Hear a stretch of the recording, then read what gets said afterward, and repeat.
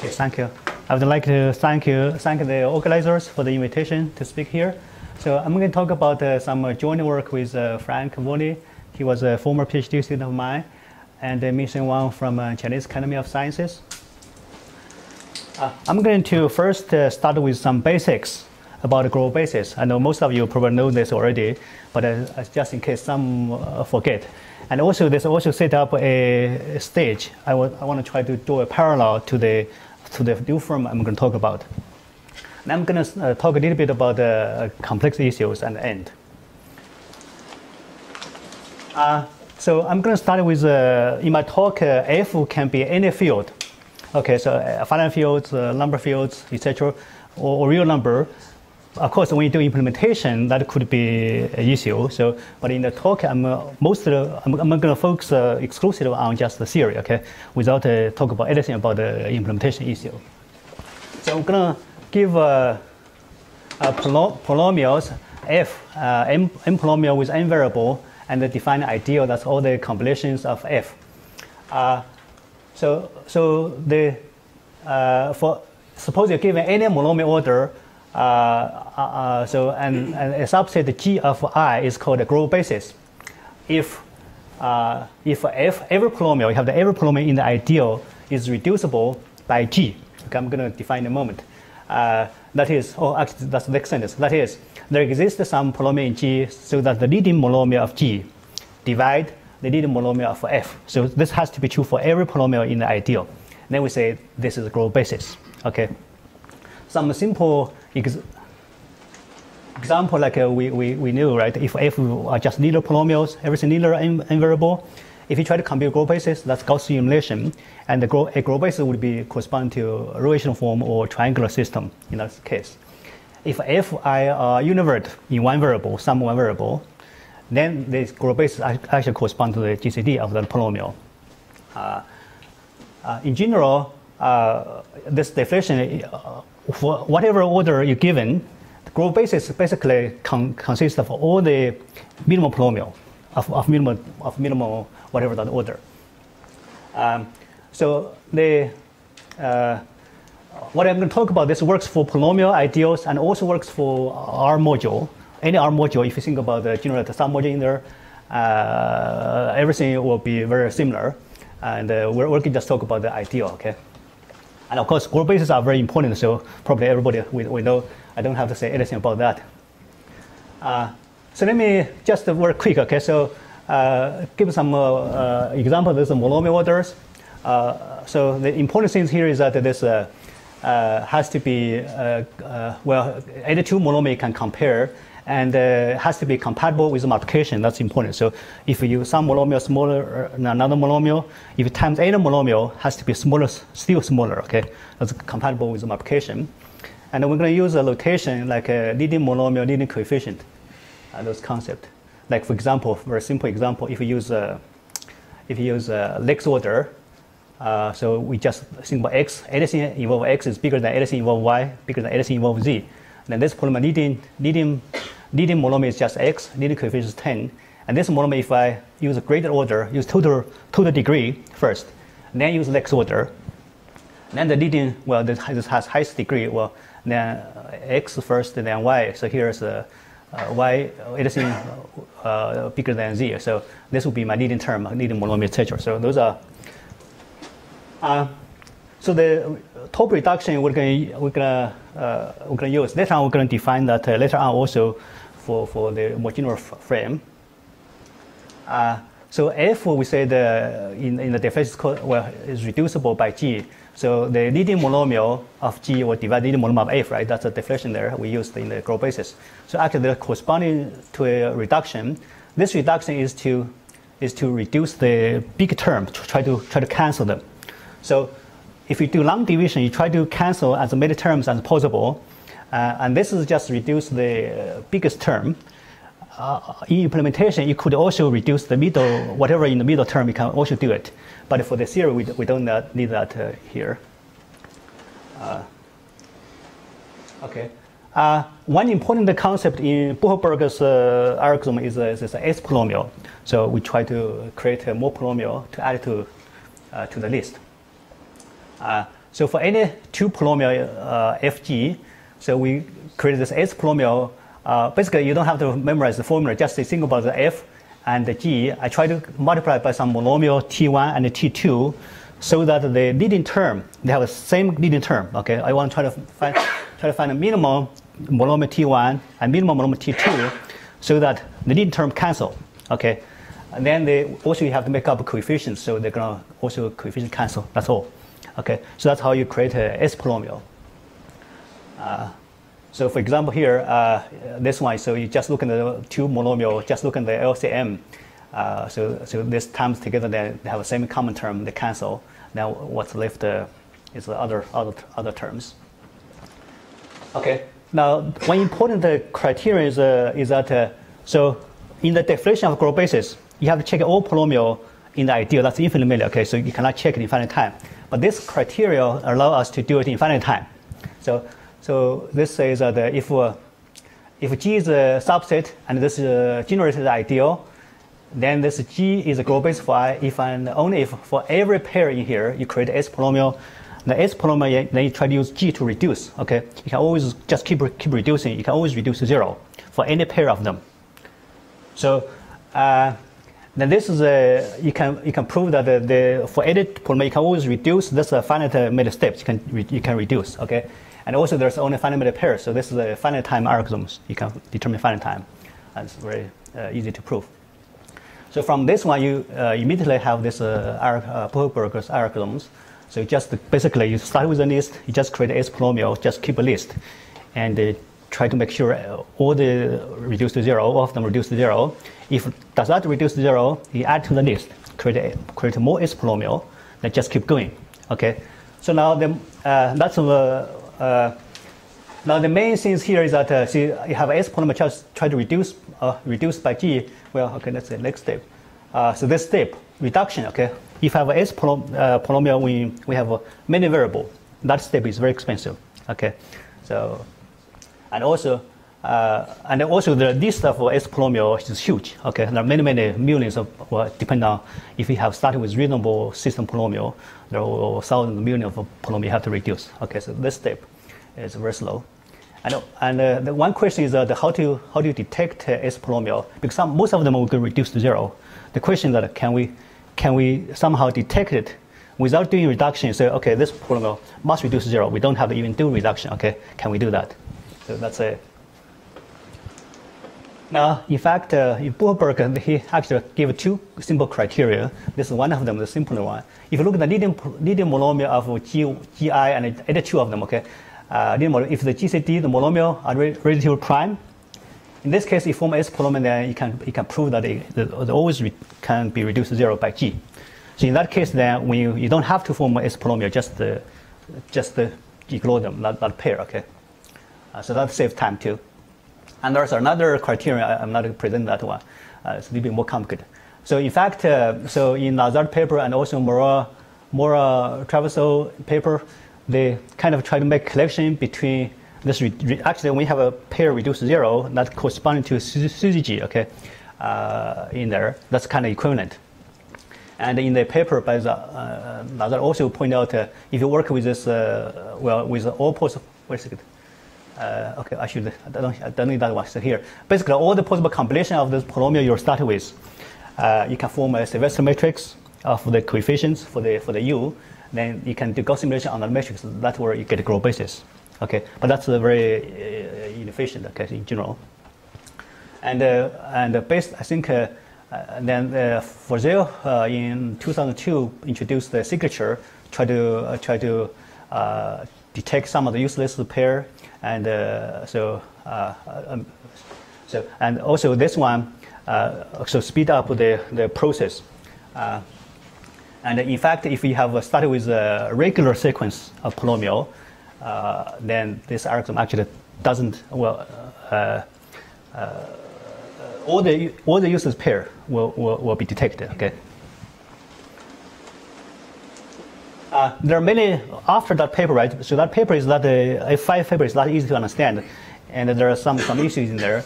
And after that, there are many people try to modify and try to understand them, try to reformulate the algorithm in a way. There are many people work on this. So it's impossible for me to actually talk about any detail of those. And also some papers talk about implementational issues. So what I want to do today is try to set up the general kind of framework so that we can understand all those algorithms easier. Okay, so now let me start with this. So in general, like I have any polynomial system. Now this H is all the tuples, so combination is 0. That's the CDG module of G. So we define that one. So now we want to actually compute the Gröbner basis for the ideal and the Gröbner basis for the CDG module. Okay, so sounds like we're doing more, but in fact you'll see that because we're using this, CDG will help us to detect useless pair. So we're going to actually save time. Okay, so we're going to basically those module and ideal, they are interrelated to each other. So we're going to work with a polynomial as before. So that's a monomial we talk about, and also we're going to work with a module M vector of entry in R. So this is a term here we're going to use it a lot. So a term of this one would be a monomial times the position. Okay, just position. You don't have to write a vector, just the position come from each polynomial. Okay, so that's a term. When we talk about term in here, this means a term like this. Okay, then you can talk about for computer ideal in R, you have a term order or bottom order you start with. And then this order can be extended to this order in here, but you only there are many extensions. We'll give you an example later on. But we have to be compatible. Okay, so if not compatible, the algorithm presented may not terminate in infinite time. Okay, and this one actually is called this order in here is called a signature order. So we're going to just use notation like a leading monomial of polynomial, leading monomial of vector here. A vector just would be like that one if you talk about a vector. So my bold face is always a vector. Okay. So I'm not going to try to distinguish like which order. So R1, R2, but in general it's just a leading monomial, leading coefficient in there. Okay. Now, in Fozeo's paper, he introduced the signature in the following way. So that is for any polynomial V, so those are a combination of polynomial G. Then he defines the signature of V to be the minimal pair, minimal tuple, such that this actually the combination is equal to V. So V has many representation, right? Many representation. Among all such representation, you pick a U here where the leading monomial of U is minimal. This means they have a minimal signature. Okay. So in the algorithm, when you try to implement the algorithm, you try to make sure this is satisfied at every step. So this is a little bit harder to use. I'm going to relax that condition. Okay. Instead of call the minimum one, I'm just introduce pair, like a UV, any pair UV. This UV may not produce my UV, right? Produce my V.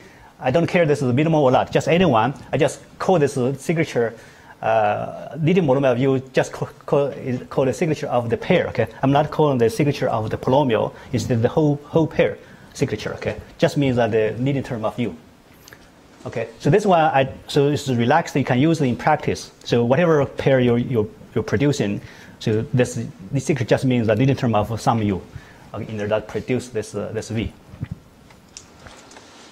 Okay, so in the Buchberger algorithm, we have tuple reduction. Okay, here also we have tuple reduction for zero introduced.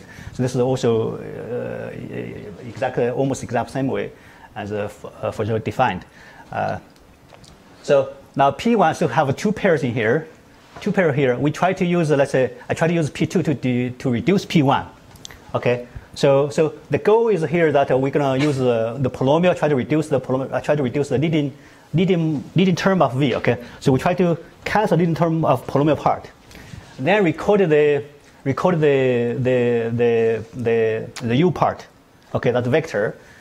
So now the only condition is that, well, the condition of course the leading term of this leading monomial has to divide leading monomial of this one.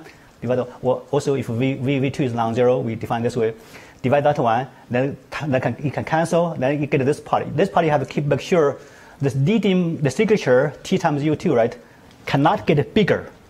If it's bigger, then this latter, you cannot do, if this is bigger than that one, then we don't do this reduction, so latter allowed. So this is, when we talk about top reduction, then we have to keep this order of the signature of P1, the pair, never increase, okay? You could get smaller, but never increase. Okay, that's called top reduction. Now, what if V2 is 0? Or okay, also, if, well, this leading term may become smaller if they are the same as U1, then we say it's a regular reduction, okay? We never decrease, then regular.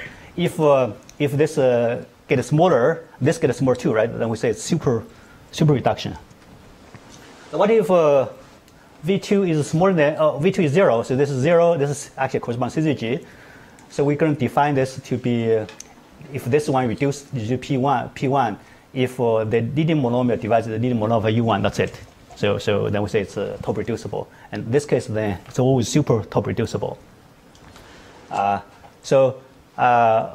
under regular reduction, then the order never get smaller, okay, and never get bigger. It's just basically the order, the signature remains the same under regular reduction. So in implementation, we only perform a regular top reduction. We have a super top reduction. We have that case. This means that the pair, you throw them away. You don't have to continue to do reduction. Okay. Now, I'm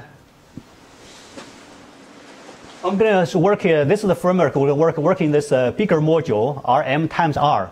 So you start with any polynomial, then we can define this module, all the U, right? That so V is represented in terms of U. Okay, that means all the compatible UV in terms of the polynomial. So this is a submodule in here.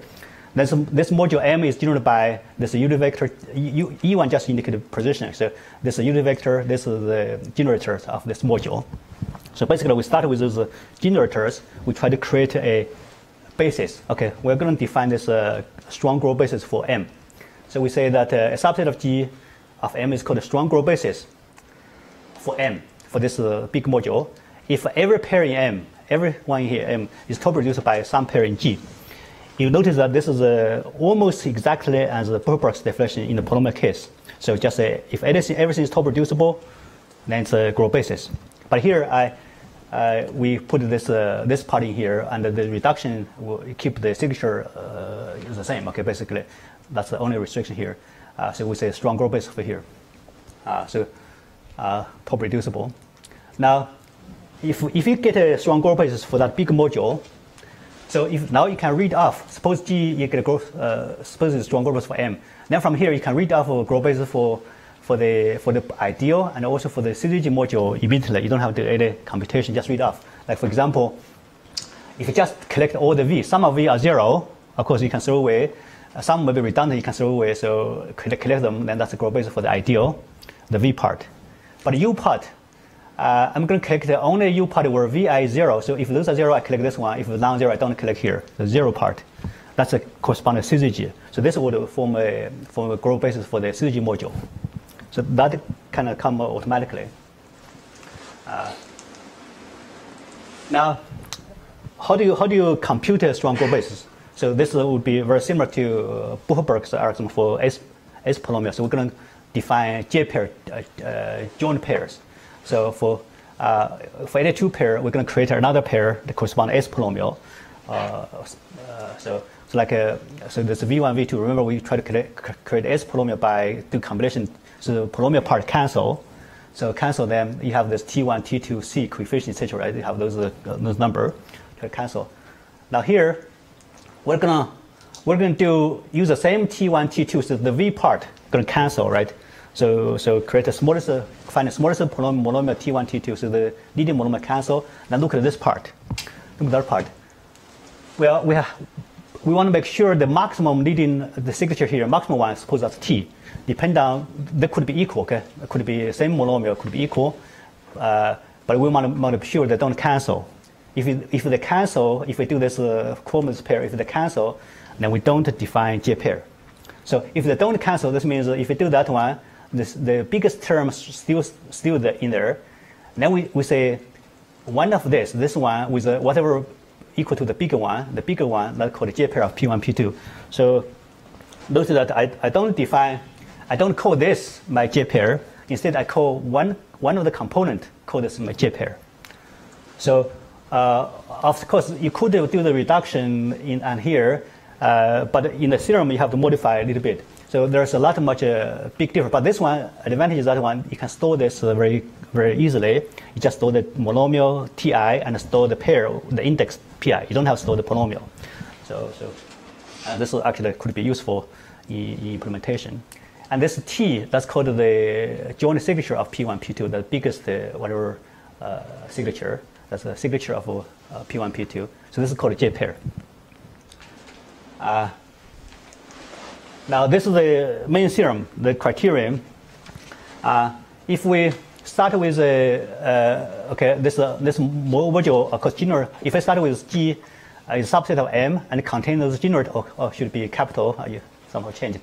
So subset contain those generators. Suppose this means G would generate the module. Therefore, any term order on R, any comparative term order on Rm, the following are equivalent. So say G is a strong Gröbner basis for the big module. If and only if every J pair of G is covered by G. Okay, so let's. Oh, okay. So let's see. Let me try to explain this concept. What do we mean by covered?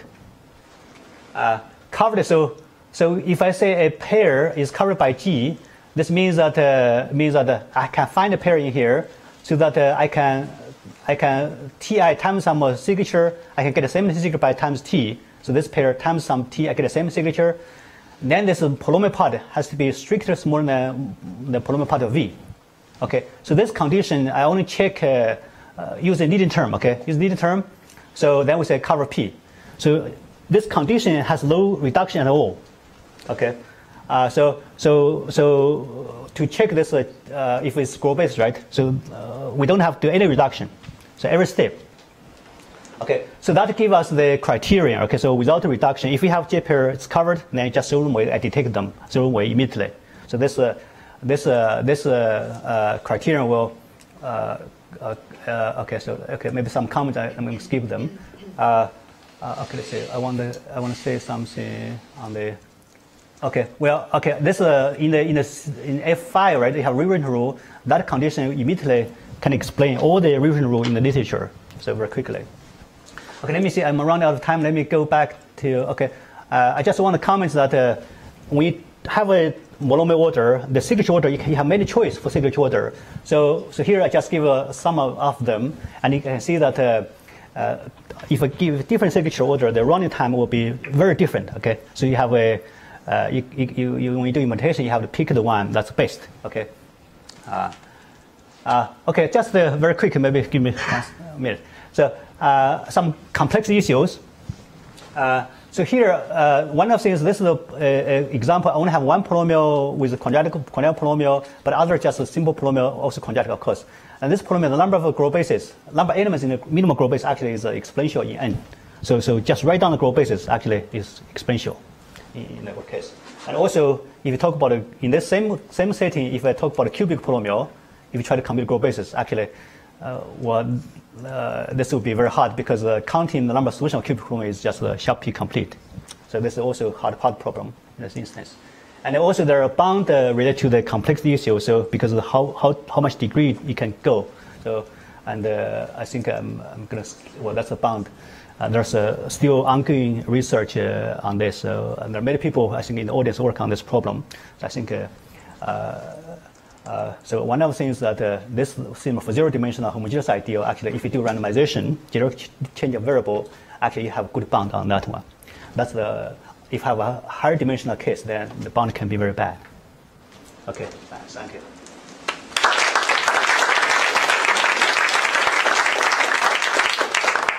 Questions?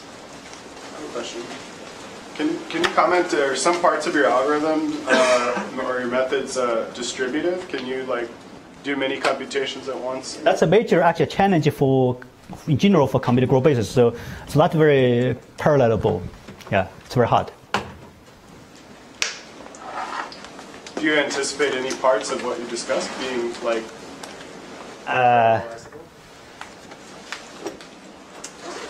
You could reduce the list of polynomial. I don't separate. I don't know the. Yeah, I'm not sure exactly which part you can, how much you can do. So yeah. Any other questions? All right.